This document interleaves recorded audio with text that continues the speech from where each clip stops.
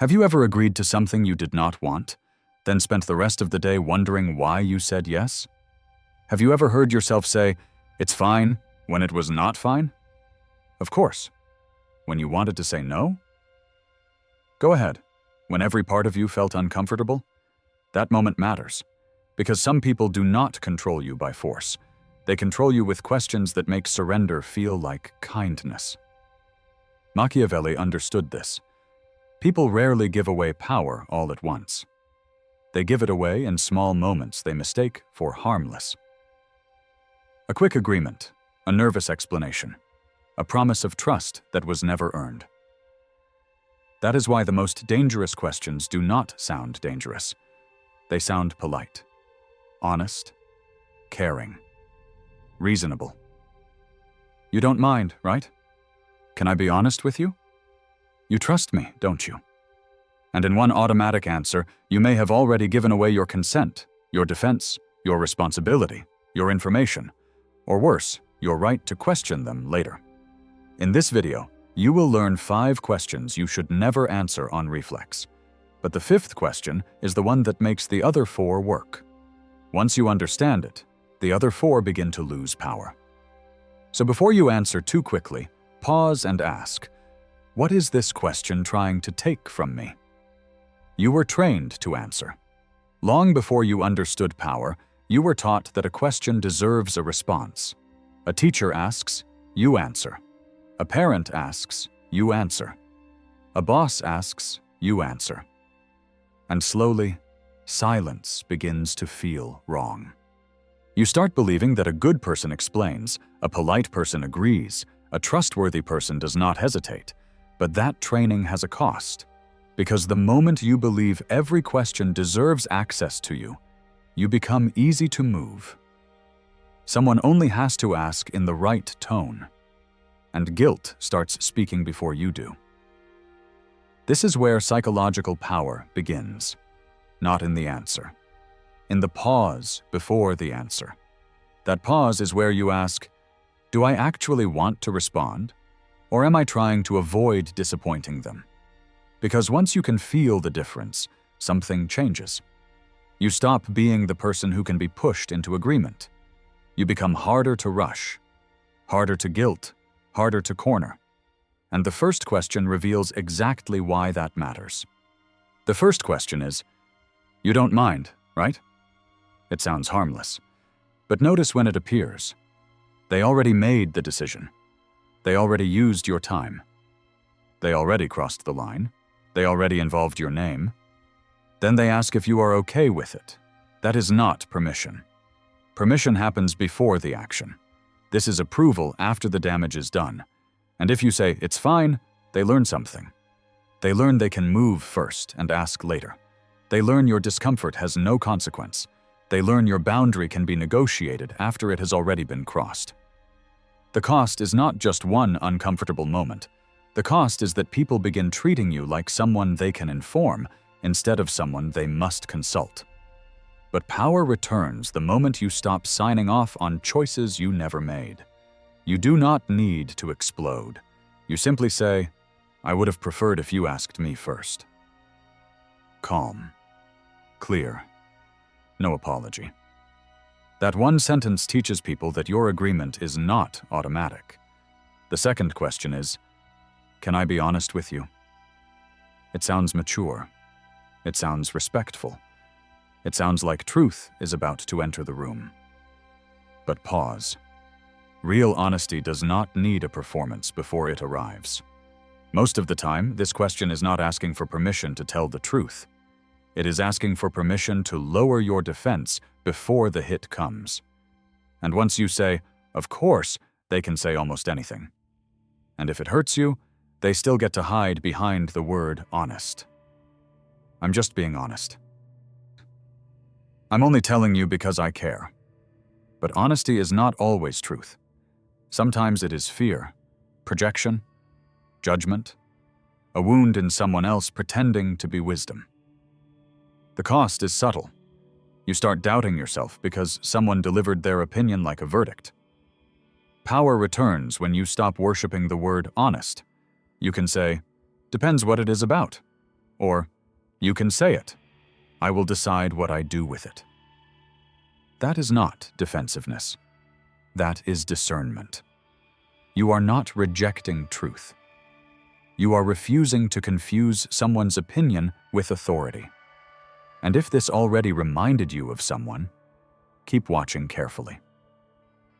The next question does not attack your confidence. It puts your name on someone else's consequences. The third question is, what would you do if you were me? It sounds like trust. It sounds like someone values your judgment. And because it feels good to be needed, you answer.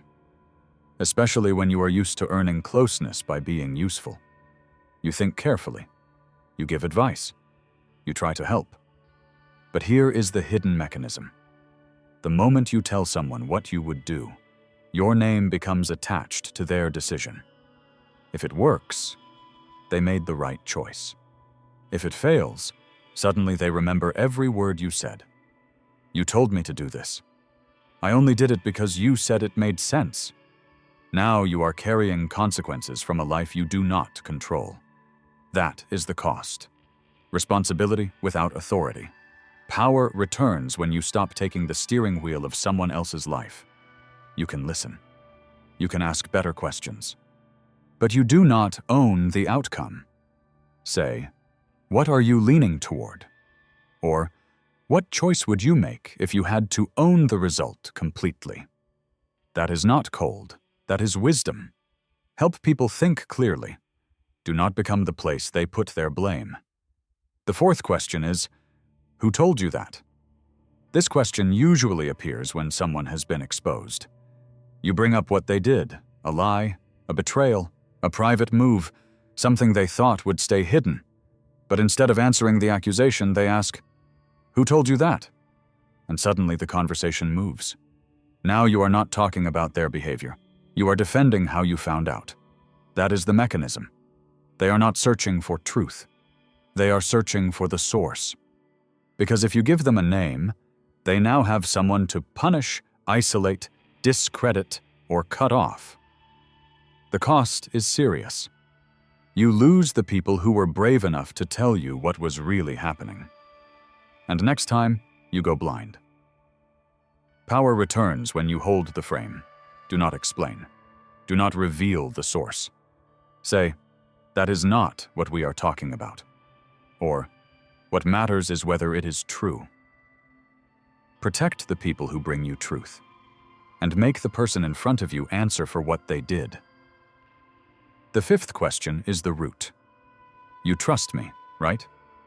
This one is dangerous because saying no feels like an accusation. So you say yes. You say, of course I trust you. And in that moment, you may have given them more than trust. You gave them a weapon to use later. Because when their behavior starts feeling wrong, they can say, I thought you trusted me. Why are you questioning me? You said you trusted me. That is the mechanism. They turn your own words into a cage. The cost is your right to doubt, your right to observe, your right to ask questions when actions stop matching words. Real trust does not need to be demanded. It is built slowly, through consistent behavior. Power returns when you stop declaring trust before it has been earned. Say, I pay attention to what people do, or trust is shown over time. If this video is making you rethink the questions you answer too quickly, stay with it. Because once you stop giving trust on demand, people lose one of the easiest ways to control your judgment. Now here is the uncomfortable truth. The problem is not only that people ask dangerous questions. The deeper problem is that you answer before you check what the question is doing to you. You say yes because tension feels unbearable. You explain because silence makes you feel guilty. You agree because disappointing someone feels like becoming the bad person. That is the mechanism. The question touches the part of you that still wants to be seen as kind, helpful, reasonable, and trustworthy. And once that part takes over, you stop choosing. You perform.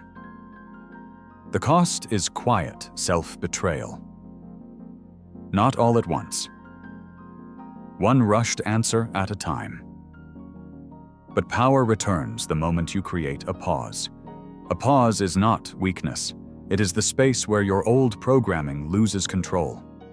So from now on, before you answer too quickly, ask yourself, what is this question trying to take from me?